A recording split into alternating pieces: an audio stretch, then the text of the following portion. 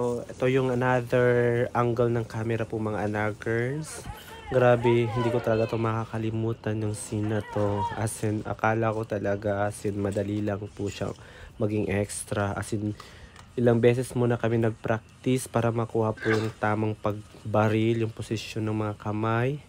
So, pagkatapos namin yan, sila naman yung mga actors.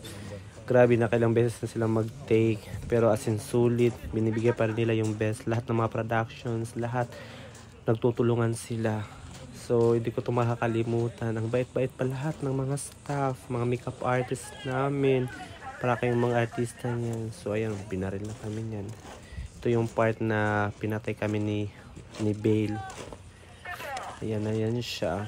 Matangkad yan siya. Sobrang gwapo din niya. Mga anakers. So, ayan. Yan. Kugwapo talaga nila, oy. Nabayin sila. Oh, sinasaksak-saksak na yan. Grabe talaga yung maming experience dito. As in, masaya. Tsaka di ko makakalimutan. Ayan, oh. Ako man yung kinuha na ng itak. Nasa akin kasi yung itak na yan, eh. Ayan, oh. Tsa.